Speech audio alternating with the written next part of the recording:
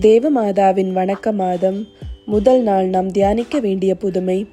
புனிதர்கள் இவ்வுலகில் இருக்கும் பொழுது தேவமாதாவை மிகுந்த பக்தியோடு வணங்கினதுமல்லாமல் இந்த பரமநாயகியின் பேரில் வைக்க வேண்டிய நம்பிக்கையும் வணக்கமும் எங்கும் பரப்ப செய்தார்கள்.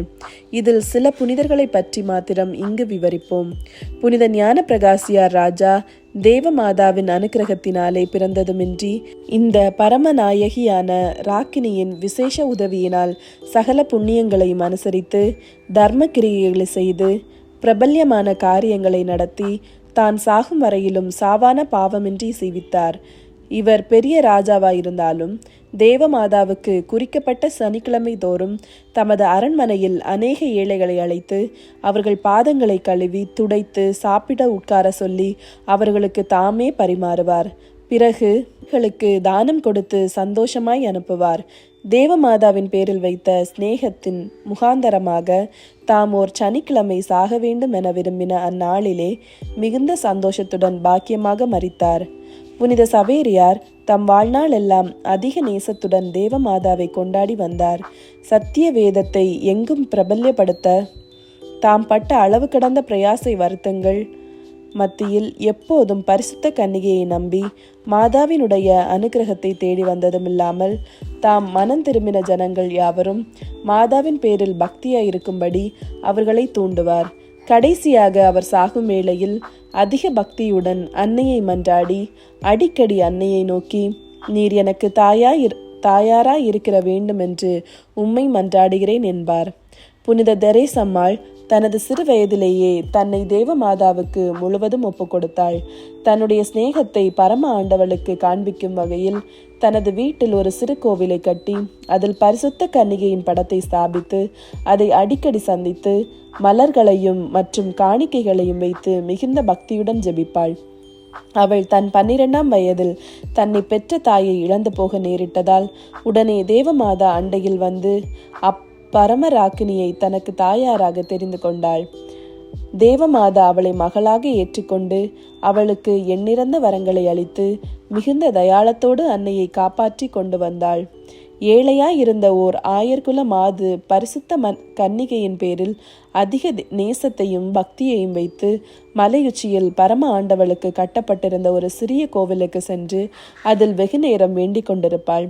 தேவமாதாவின் சுரூபத்தை அலங்கரிக்க சால்வை ஒன்றுமில்லையே என கண்டு வருத்தமுற்று தன்னால் இயன்ற அளவு பணம் சேர்த்து ஓர் நல்ல சால்வையை வாங்கி மாதாவின் சுரூபத்தை அலங்கரித்தாள். ஒரு நாள் காட்டில் கொய்த வண்ண மலர்களை கொண்டு ஓர் முடியை செய்து தன் கையால் அதை சுரூபத்தின் தலைமேல் வைத்து, என் தாயாரே, இரத்தினங்களால் அலங்கரிக்கப்பட்ட ஓர் பொன்முடி உமது திருசிரசில் வைக்க ஆசையாயிருக்கிறேன். ஆனால் நான் மிகவும் ஏழையாக இருக்கிறதினால் இந்த முடியை மாத்திரமே என்னால் உமக்கு கொடுக்கக்கூடும். இதை என் நேசத்தின் சிறியதோர் அடையாளமாக ஏற்றுக்கொள்ளும் என்றாள். இந்த காணிக்கை பரிசுத்த தாயாருக்கு மிகவும் பிரியமாயிருந்தது. ஆகையினால் அந்த பெண்ணுக்கு அநேக உபகார நன்மைகளை வாரி வழங்கியதுமின்றி அவள் சாகிற வேளையில் அவளுக்கு காட்சியளித்து தமது கரங்களால் தலையில் ஒரு முடியை வைத்து அவளுடைய ஆத்துமத்தை தன்னோடு மோட்சத்துக்கு கூட்டி சென்றாள். கிறிஸ்தவர்களே, நீங்கள் எந்த அந்தஸ்தில் இருந்தாலும் மோட்சராக்கினியை உங்களுக்கு தாயாராக தெரிந்து கொண்டு அவளுக்கு நாள்தோறும் தர்மத்தினாலேயாவது உங்களுடைய நேசத்தை காண்பியுங்கள். தேவதாய் தன்னிடம் பக்தி உள்ளவர்களை நரகத்தில் விழாது பாதுகாப்பாள். மிகவும் இரக்கமுள்ள தாயே, உம்முடைய அடைக்கலமாக ஓடி வந்து உம்முடைய உபகார சகாயங்களை இறந்து உம்முடைய மன்றாட்டுக்களின் உதவியை கேட்ட ஒருவனாகிலும் உம்மால் கைவிடப்பட்டதாக ஒருபோதும் உலகில் கேள்விப்பட்டதில்லை என்று நினைத்தருளும். கன்னியருடைய ராக்கினியான கன்னிகையே, தயவுள்ள தாயே, இப்படிப்பட்ட நம்பிக்கையால் ஏவப்பட்டு உம்முடைய திருப்பாதத்தை அண்டி வருகிறேன். பெருமூச்செறிந்தழுது பாவியாகிய நான் உமது தயாளத்துக்கு காத்து கொண்டு உமது சமூகத்திலே நிற்கிறேன். அவதரித்த வார்த்தையின் தாயே, என் மன்றாட்டை புறக்கணியாமல் தயாய்பரியாய் கேட்டு தந்தருளும். ஆமேன்.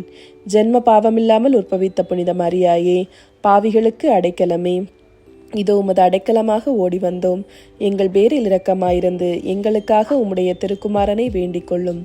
ஜென்ம பாவமில்லாமல் உற்பவித்த புனித மரியாயே, பாவிகளுக்கு அடைக்கலமே, இதோ உமது அடைக்கலமாக ஓடி வந்தோம்.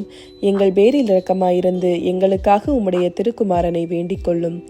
ஜென்ம பாவமில்லாமல் உற்பவித்த புனித மரியாயே, பாவிகளுக்கு அடைக்கலமே, இதோ உமது அடைக்கலமாக ஓடி வந்தோம்.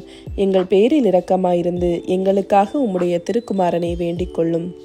விண்ணுலகில் இருக்கின்ற எங்கள் தந்தையே, உமது பெயர் தூயதென போற்ற பெறுக. உமது ஆட்சி வருக. உமது திருவுளம் விண்ணுலகில் நிறைவேறுவது போல மண்ணுலகிலும் நிறைவேறுக. எங்கள் அன்றாட உணவை இன்று எங்களுக்கு தாரும். எங்களுக்கு எதிராக குற்றம் செய்வோரை நாங்கள் மன்னிப்பது போல எங்கள் குற்றங்களையும் மன்னியும். எங்களை சோதனைக்கு உட்படுத்தாதையும், தீமையிலிருந்து எங்களை விடுவித்தருளும். அருள்மிக பெற்ற மரியே வாழ்க. ஆண்டவர் உம்முடனே, பெண்களுக்குள் ஆசீர் பெற்றவர் நீரே. உம்முடைய திருவயிற்றின் கனியாகிய இயேசுவும் ஆசீர் பெற்றவரே. புனித மரியே, இறைவனின் தாயே, பாவிகளாயிருக்கிற எங்களுக்காக இப்பொழுதும் எங்கள் இறப்பின் வேளையிலும் வேண்டிக் கொள்ளும். ஆமேன். தந்தை, மகன், தூய ஆவியின் பெயராலே ஆமேன்.